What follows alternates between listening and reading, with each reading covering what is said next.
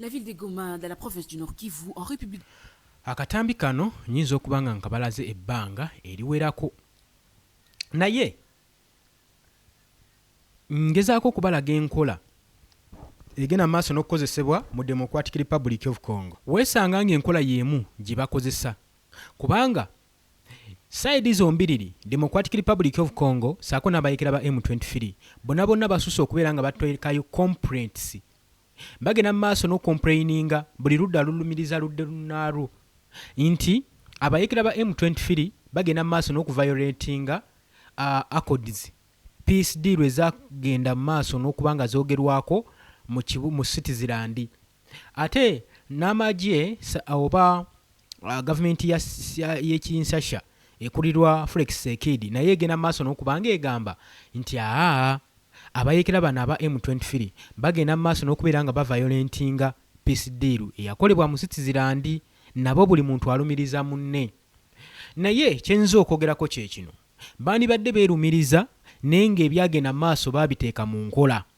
Bano bonna beegulira budde era tukkirizegana kirabikanga ne gavumenti ya DRC etayagala kuddizibwa mirembe kyayika ensonga bajyagala kubeera awo kyaka waliwo abaganyulwa mu lutalo luno oluvannyuma lw'Omumerika okuvaayo n'agamba agenda kuwa Felix Tshisekedi obuyambi.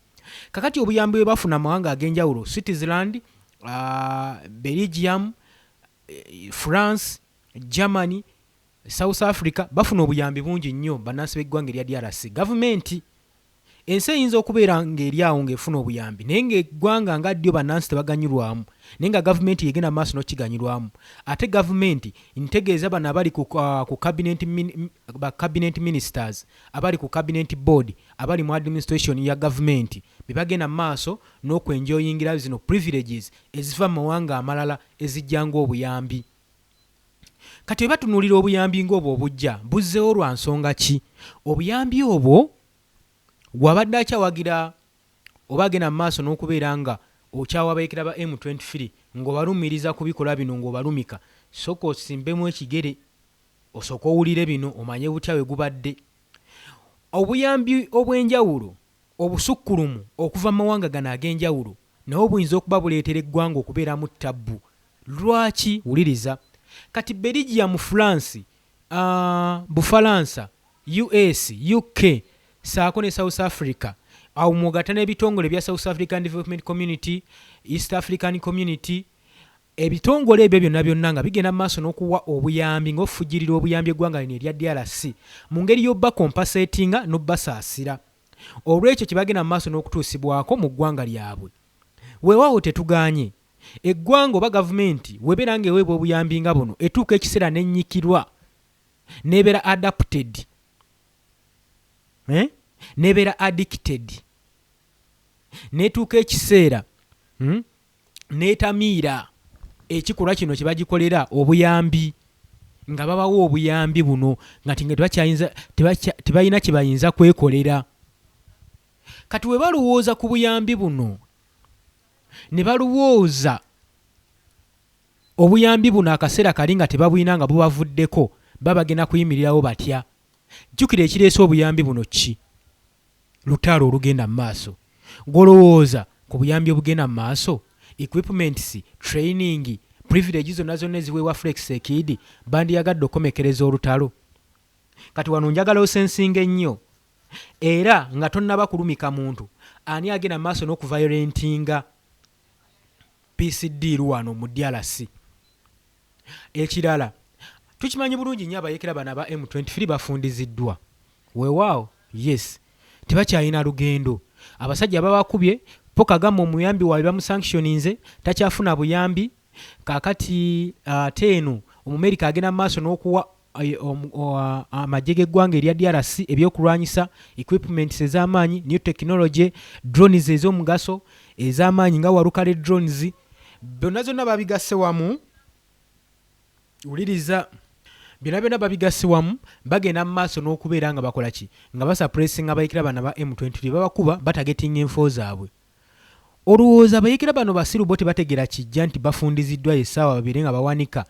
ng'olowooza lwaki baasaba peace talks omulundi ogwali gusookedde ddala? Bakikola nga bakyagala era kyali kyabweyagalire. nga bamaze okulaba bamaze okufundizibwa bamaze okuttibwamu omusajja wabadde ababalira ennyo wera engoma oyo yali amaze okuba nga attibwa kati ne babala ne bagenda maaso n'okuba nga bayingizaawo drones abawazalendo bali bamaze okuweebwa drones ezigenda maaso n'okutagetinga abakulembeze bano abaabayeekera kati ne bakiraba nga tebalina waakudda era n'omumerika n'abasindikira warning basobole okuba nga bava mu katawuni ke baali bawambye akawuvira ebyo byonna mwabiwulira abadde ajja atugoberera gwe mukwano gwange mpuliriza oli ku Yugi Update Civic osinza obba nga otuwuliriza gwatanatuyungako kirira wansi waliwo ekigambo subscribe kikoneko obeere nga otweyungako kakati nnyongera okubeera nga mbakiralifyinga ensonga eno oluvannyuma lw'ebyo byonna ng'omumerika amaze omuwooninga omuyeekera wa M23 si musiru yawuliriza era n'amanya omumerika gy'asobola omukola era n'amanya nti ebikolwa bino DRC byetandise okwolesa obubadi buno obukugu si bwabwe bw'abannamawanga abayinyize mu lutalo luno era n'emanya abayeekera ba M23 movement ne bamanya nti singa tetuddiriza mabega singa tetusala magezi kwogerezanya n'abaana abantu bayinza otuttira wano era ng'omuyeekera omugezi wuliriza kati ekikola kye baakola ne basaba peace talks mu kibuga Duha eri mu Kata naye olw'olutalo olugenda mu maaso mu Middle East tebasobola kutwala luno olutuula mu Kata olutuula luno lwaliwo mu Switzerland era n'okugenda mu Switzerland walaba nga asinzeewo okulemesa yali Felix Sekidi ye yateekawo nnyo obuvuyo wuliriza saagala owakane lwaki yateekawo obuvuyo butya abayeekera bano baatuga ekiseera ne bafundizibwa ne bagamba manyi tuwanise katwagala kwogerezeganya twagala tugende mu peace talks mu Switzerland we bateesa mu Switzerland abayeekera ne bagamba naye tetulina passport zaffe ebitwogerako tebituganya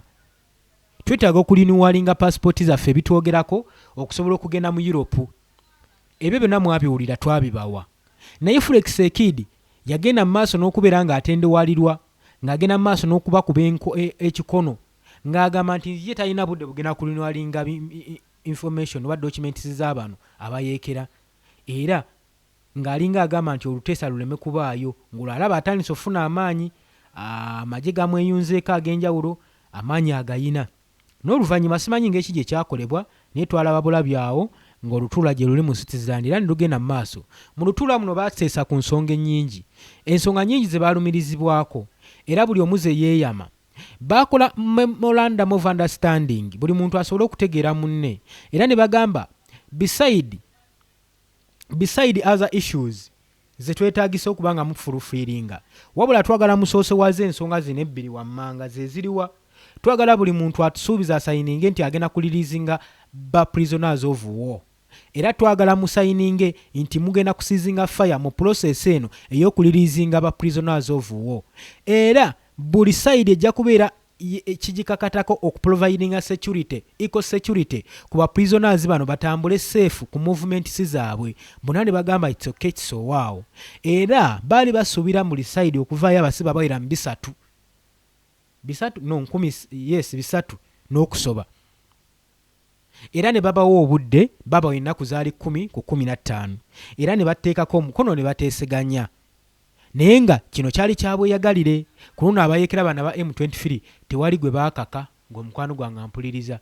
ku bano bonna ku luno tewali gwe baakaka asajja baagamba nti naffe tukooye kino nno ne kisanyusa nnyo bannansi b'eggwanga erya DRC nga balaba munnange oba oliawo emirembe gigenda kukomawo giddizibwe mu Democratic Republic of Congo wuliriza tunuulira nagambye dde oli ku Yugi Update Civic osinza obba ng'otuwuliriza naye ennaku 10 zaali zaakayitawo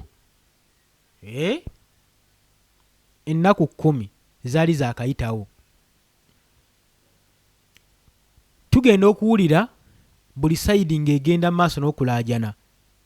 nga drone zigenze maaso n'okustrikinga nga zikubye mu bifo omuli populated area mu density areas omuli abannansi nga kiki kigenda maaso nga buli sayidi zombi zigenda maaso n'okwerumba abantu abali bateesezza ng'ennaku z'omwezi 10 ku 15 babiri nga balirizinga abasibe tewali wadde omulema gwe balirizinga wabula kino kyawaliriza Secretary General abeera Secretary General Secretary General omwami amanyikiddwa nga Jonas Swan ono nno y'omukulembeze wa United Nation omulonde eyali alondeddwa okugenda mu maaso n'operation zonna zonna mu Democratic Republic of Congo. Omwami ono Swan kamubaweeko ebimukwatako naye nga sinnabibawa. Tujjukira bulungi nnyo yatindiga eggendo n'agenda mu kibuga Goma agenda alingirize process eno egenda mu maaso ya ceasefire ey'okulirizinga ba political prisoners. Wuliriza, njagala owulirize gwe mukwano gwange ali eyampuliriza. Kaakati omusajja ono eyasindikibwa teyasindika na kusindika, yagambye yeesitukidde tanywa matabangufu. Omusajja ono gwe njogerako oyinza okulowooza nti just ali awo, naye ono y'omu ku bakulembeze abakulira UN abakulira United Nation mu Democratic Republic of Congo, era yali yakamala okulondebwa. Omwami amanyikiddwa nga James Swan, era ono yasavinga nga special representative of the Secretary General and head of United Nation Stabilization Mission in Democratic Republic of Congo, Moscow, ng'olutanafuuka head of United Nation. Era ekitiibwa kino yakakirya jjojjuuzi mu mwaka guno ogwa 2026 okubanga ye head of United Nation. Kugambye yasavingako mu Somalia, yasavingako mawanga ag'enjawulo, yasavingako nga ambassador mu ggwanga erya Somalia. Kale kyentegeeza nti ebintu by'entalo bintu bye, ensi zonna zonna zazaapulatingiramu, zonna zonna zonna zijjuddemu ntalo. So kizibu nnyo okuva eri omukangatiisa nti eno mu DRC ate simanyi wali abayekera ba M23 mwate bajja mutiisa okgendayo. Ebyo tomunyumiza. Ku luno nkugambye yagambye yeesitukidde tanywa matabangufu ne yeesitukiramu ng'eyatega ogw'ekyayi n'agamba kaŋŋende. Yagamba kayeesitukiremu ng'eyatega ogw'ekyayi alabe abantu bano kiki kye bagenda mu maaso, kuba ndaba ennaku zigenderera. Era ng'ensonga eyasinga omuwuubisa ekigere abiteekemu engatto ayolekere mu Democratic Republic of Congo mu kitundu ekimanyikiddwa nga Goma, capital city y'abayeekera ba M23 gye bagenda maaso n'okukontrolinga. Yagenda teyeesisenamu wadde n'okutya n'abalumba, ng'era kimututte ng'ayagala kumanya lwaki process eno tegenda mu maaso, ng'abuuza sayidi zombi, ng'abuuza sayidi eya Kinshasa eya Felix Tshisekedi saako n'abayeekera, ng'ababuuza lwaki process zino tezinnatandika. Kubanga baali basuubira buli muntu agenda kuba atandika okulirizinga abasibe, naye buli muntu yabeerangaawo ng'ali bulindala ng'alingiza alabo bamunne yalina be yaliizinze, ng'abuuza era n'agenda maaso n'okwebuuza lwaki process eno mugivayoletinze, lwaki temutuukiriza byagenda mu maaso. Wabula bano bombiriri ku luno omulundi baali bavunaanizibwa era baali bavunaanibwa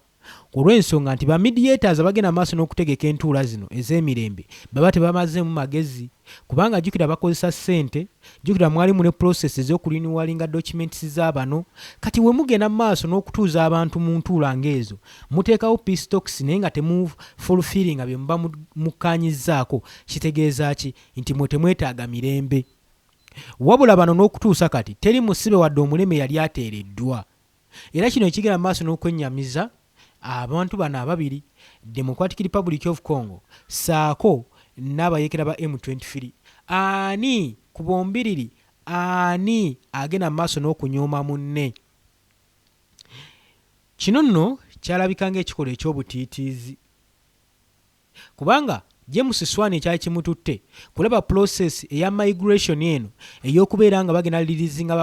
aba prisoners of war etambula bukwakku, nti nga UN yalina omulimu gwayo providing security, abantu bano batambule mirembe, batuuke mirembe mu destiny zaabwe oluvannyuma lw'okuba nga bamaze okuliriizingibwa. Kyagambibwa nti balina okuliriizinga abajaasi be baakwata, bannansi be baakwata, n'abo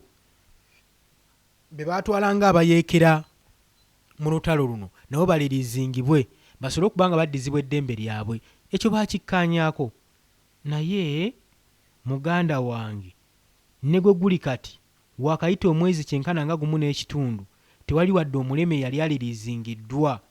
Era kyatusobedde sayidi zombi buli zonna zigenda maaso n'okwerumiriza naye ne mba mwerumiriza wadde n'okutyayo abasibe 10 kyagaanye kale lumiriza munno nga gwe abasibe 10 omaze obalirizinga naye nabo tebabata. Jjukira nti nno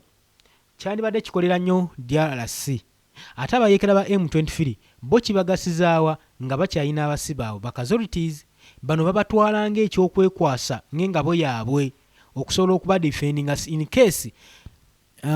zino drone DRC zegenda maaso n'okukuba n'okutagetinga era ezikolera mu nsobi lwa nsonga drone zino buli we zaataakinga zikola strike zigenda maaso n'okukosezaamu abantu abannansi abatalina musango abatakutte yadde ekissi ekyo nno kimenya mateeka so gye emiranga egiri mu Democratic Republic of Congo nti drones zisuuse drones ate we ziba zitagetinga mu populated area ndowooza tebaagala kubanga bizuka byabwe bibafiira bwereere n'amafuta ge bateeka mu drone era y'ensonga lwaki olabanga okufa kukyagenda mu maaso mu Democratic Republic of Congo naddala eyo mu Northern Kivu mu Eastern Democratic Republic ewasingira ddala okubeerayo entalo. Wuliriza wabula njagala nkutegeeze newankubadde eyo bigenda mu maaso bombiriri tebannawanikira olutalo lukyagenda mu maaso n'okukwajja. Mu mwaka ogwa 2025 nkujjukiza gwe Sseruganda ataaliwo nti abayeekera ba M23 mwe beegattira bano nno we twogera ku bayeekera ba M23 gwe oyinza okulowooza oba kaguruupu kali awo wabula bubinja obwegatta bano ba allies aba M23 movement abeegatta okusobola okubeera nga balwanira wamu mu tribes ez'enjawulo okusobola okulaba nga mbu babanja obwenkanya bwabwe mu DRC. Kakati lwali luli olwo mu January w'omwaka 2025 ne basalako era ne bawamba ekibuga Goma era kino ekibuga bbanga lyonna paka kati kize kikontrolingi wabayeekera bana ba M23 naye ng'era teri abakuba ku mukono olw'ensonga nti bagenda maaso n'okusaanyaawo gavumenti ya Felix Tshisekedi ne basaanyaawo administration ne basaanyaawo buli kimu ne bakyusa system education system banking system buli kimu baakikyusa buli kimu kyakyusibwa era ne balaga eryanyi epitirivu okumanya bayolesa eryanyi tebaakoma ku ekyo bagenda maaso n'okuwamba buli ka air strike akali awo Buvuma Bukavu bonna obwali buyinza okwenyigiramu okubuusa endeege bonna baabuwamba era ne bawamba areas bu towns okuliraana Goma saako n'okwolekera ku Kinshasa era nga era butawuni bonna bwe bali balowooza nti busemberedde ne Kinshasa nabo balowoozaako buwamba bagenda maaso n'okwokipayinga nga bagaziwa ng'olutalo lugaziwa. Oyinza okumbuuza ng'olwo abajaasi ba DRC bo bali ku ki ng'olwo nno bo baataddeko ddaka kukola tondeka nnyuma abasajja babasinza embavu. Wuliriza lwaki DRC nagamba nti ebiseera ebyo yali sinneetegefu kulumbagana mu lutalo olw'ensonga bali under experience nga tebalina magye gamalayo tebalina skills tebalina combat skills ate nga n'ekirala equipments ze balina innafu si be bantu abali beteekedde olutalo. Amagye gonna aga training ba mu DRC abasinga bawaŋŋanguka ne beegatta ku bayeekera kasita bakitegeera nti nno ewali ebyobugagga gye bafunira ne badduka y'ensonga lwaki eggye lino oba eggwanga gavumenti ya DRC terina magye gali awo geyinza kwesigamako era kibulaba n'abalwana ba mukago mwe muli abawazalendo mwe muli abannankani be bagenda maaso n'okubalwanirako. Gulowooza ekyo kiva ku ki? Kiva kuba nti abajaasi abo nabonna abatrainingibwa DRC gavumenti batuukisa ne batendewalirwa olwabusente obutini bafuna ne beegatta ku bayeekera abagenda maaso n'okubba ebyobugagga basobole okubawa ku ttooka eriwerako okuba nti ebizibu biba bibeetimbye. Wuliriza kakati tubadde twogera ku nsonga ya drones. Buli side zifunye drones. Oyinza okwebuuza abayeekera bo drones bazijjawa? Drones bazijja mu ggwanga erya Rwanda Paul Kagame agenda maaso n'okubanga babaakinga kyo kituufu tekyegaanibwa. Newankubadde Mwami Yoweri Kaguta Museveni kigambibwa mbu ayinamu omukono ogw'amaanyi mbayeekera bana ba M23. Wuliriza kakati weesanga nga DRC tuli ku nsonga lwaki mulowooza banyoomoola peace talks ezaali mu Citizenland. Mwe munamwe n'omusango muguteeka ku bayeekera bana ba M23 naye nze ku lwange njagala obusseewo amaaso katono olaba ani asinga okubeera nga ateeka obusitako mu nteeseganya zino. Ojja kwesanga nga Felix Tshisekedi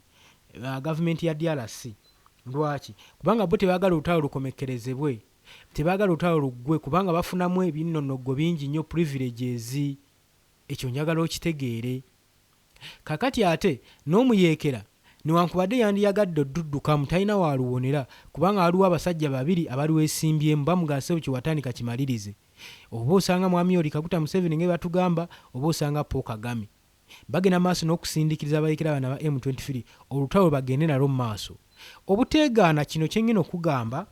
nja kuwa ekyokulabirako nja kukujjukiza osobole obitegeera obulungi tukkirize oba tugaane mwami oli Kaguta Museveni alina omukono mu bayeekera ba M23 tujjukire bulungi nnyo ng'agenda maaso n'okusayininga ne DRC endagaano nga bagenda maaso n'okusayininga n'aba UPDF bayingire ku booda eziriraanye Uganda ne Tanzania bagende mu bibire bafugaze abayeekera ba ADF n'abakodeko endagaano bagiteekako omukono era Flex Ekid n'abaaniriza ne bayingira naye mu kuyingira buli muntu yali asuubira okuba nga abayeekera abajaasi bano aba UPDF bagendagendako mu Eastern DRC basobole okuba nga bayambako bannansi b'eggwanga erya DRC okulwanyisa abayeekera ba M23 naye kino si we kyali wawula omanye ekyaliwo wuliriza Chief of Defence Force Muhoozi Kainerugaba yavaayo ne yeewaana n'agamba nti ye abayeekera ba M23 tebalinaako buzibu awo baganda baffe bali mu kulwanirira ddembe lyabwe bali mu kulwanirira nguzi yaabwe so ffe tetulinaako buzibu era abatuusi abali mu Kongo bagenda maaso n'okulwana yagamba abatuusi ffe tugenda kubeera mabega wammwe era buli ekigenda mu maaso n'okubayigana nti temugwanira ttaka eryo bajja kajjuutuka ndowooza olabye ensonga eyo bano tebali mu kulwanirira justice awula balwanirira bitundu ttaka baagala kweziza region eyo gwe omuze gw'Abanyarwanda buli nsi gye bayingira baagala okweddizaako ekitundu kibeere kyabwe nkiwa kati otandise obitegeera kati era 100% Paul Kagame abaakinga abayeekera bano aba M23 era kyoba olaba America yamutaddeko sanctions n'amubaaninga n'amuteekako ne visa ban eri famire ye obutaddamu kwetantala kigere kye mu US lwansonga ye yali amanyi America ekigenda mu maaso okusinziira ku kunoonyereza kati ate bano abasajja nga banaakusuula bingi bayinza okukola kati baleese n'ebyaliwo mu 1994 mu Rwanda genocide nga bagamba ndi Paul Kagame tukizudde nga akaguruupu ke akabayeekera ke kagenda mu maaso n'okusindika ekizuka ekyakubye yaliko pulezidenti w'eggwanga erya Rwanda Habyarimana yattibwamu yalimu n'omukulembeze w'e Burundi saako ne ba cabinet ministers be bonna bafiira mu nnyonyi eyo nkiweeyo information yo gitegedde tojja kuddamu kumbuuza kibuuzo kikwataganako bwekityo nagambye edde oli ku UG Update Civic osinza obanga otuwuliriza gwagala otweyungako kirira wansi waliwo ekigambo subscribe kikoneko obeere nga otweyungako gwe mukwano gwange ali eyampuliriza abali emitala w'amayanja Katoman Dubai Saudi Arabia UK US mbatumiddeko nnyo mwebale kwekuumira ku mayengo gano kakati nga wetugenda mu maaso gwe mukwano gwange ali eyampuliriza newankubadde Paul Kagame agenda maaso n'okubaakinga abayeekera bano naye amaanyi naye gamuwedde olw'ensonga gyo yakaayanako n'agamba bakimuleseemu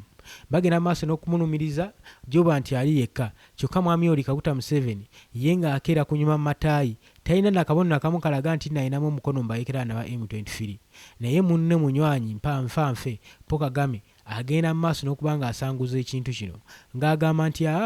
nkoyo okuvunaanyizibwa obw'omu muvunaaneeko n'omulala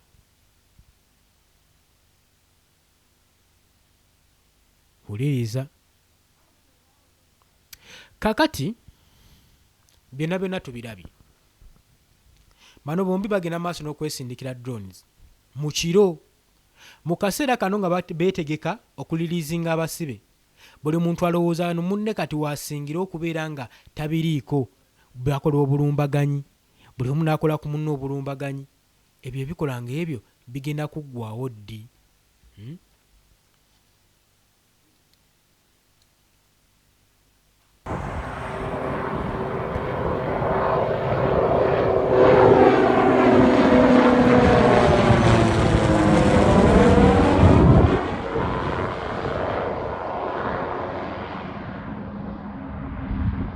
La ville de Goma, dans la province du Nord Kivu, en République démocratique du Congo, a été la cible d'une série de frappes de drones aux alentours des 4 du matin. Les explosions ont touché un quartier résidentiel à Imbi, en pleine centre-ville, et selon les premières informations, 3 personnes ont perdu la vie, dont une agente de l'UNICEF.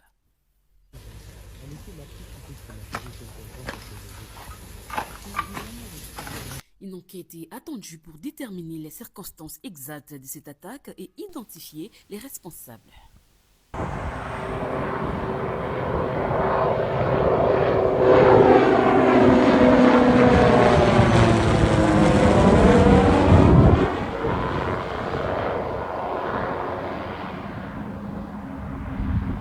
La ville de Goma, dans la province du Nord Kivu, en République démocratique du Congo, a été la cible d'une série de frappes de drones aux alentours des 4 du matin. Les explosions ont touché un quartier résidentiel à Imbi, en pleine centre-ville, et selon les premières informations, 3 personnes ont perdu la vie, dont une agente.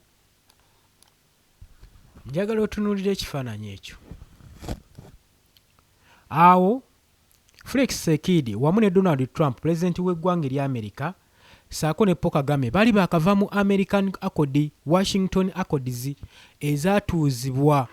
mu Washington basobole okukkaanya n'okuteeka omukono ku ddiiru ey'obyobugagga ng'Amerika ayagala tandika kudiiringa na Felix Tshisekedi oba n'eggwanga erya DRC nga lino nno Accords zino zigenda bbaawo omwagaanya basobole okuba nga basima ebyobugagga era kyali kikakatako ne Donald Trump okuinvestinga ba investors mu DRC era n'okuteekayo factories company basobole okubeera nga ba-extracting ebyobugagga okuva mu ttaka lya Democratic Republic of Congo era bano bombiriri baafunamu mu kusayininga buli omu yafunamu naye ki ekireeta emberebezi Paul Kagame egenda mu maaso nakwesika yeesika n'agamba nti ye newankubadde yasayininze tagenda bitambulirako yabigaana. Lwaki babigaana? Waatuuka ewaka baabitunulamu ye ne mwami Yoweri Kaguta Museveni baba tebafunamu mutuufu nga tebafunamu lwa nsonga bo be baali bamanyikiddwako ng'abasaale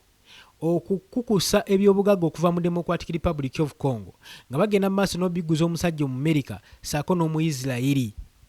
naye kati kyalabika nti bano be basayininga endagaano mbate tebagenda kuddamu kukombako kantu kati kankusese bino byonna gavumenti byegenda mu maaso n'okubacunya bannayuganda kuzumbulula bizimbe byammwe kubagoba ku nguudo kubongeza misolo kuttattana bizinesi zammwe zizimbulula kuzisuula amaka gammwe gavumenti enoonya weekulyetingira omusolo ogw'amaanyi kubanga tebakyalina gye babba Felix Tshisekedi yabagobyeyo tebakyalina gye babba ssente kati neweesanga nga mu nkola eno gwe munnansi munnayuganda era okyakaabya kajanja okyabonaabona nnyo olw'ensonga nti bye batunda biweddeyo bye babba biweddeyo balaba nga eggwanga balinyuunyuuse ate tebafaayo nnyo emyaka gye bamazeekaana okuzimba ekonomi y'eggwanga lyabwe ekyo kitegeera okuva na kaakati Felix abagobayo atya Omumerika we yalaba nga Paul Kagame yeesiseemu anyoomodde ebyali mu ndagaano ne bamanya nti Museveni yakiri emabega bo baasirika ne bagaa kati mukubire sanctions baba bakimanyi nti ono kyagenda mu maaso n'okukola nono kyaba abaliddeko kati Paul Kagame ne bamukuba sanctions era wenjogerera eggwanga lye ng'economic erwaninga low balinawo economic crisis mu ggwanga lyabwe olw'ensonga nti amagye tegakyalina operations na missions zegagenda zigatwalibwako naddala mu bitongole bino ebinene babagobayo dda babagobayo gye baali bagenda mu maaso n'okuba nga balwanyisa abayeekera mbu aba-Islamic States kati baba nga babagobyeyo kulowooza basigaza ki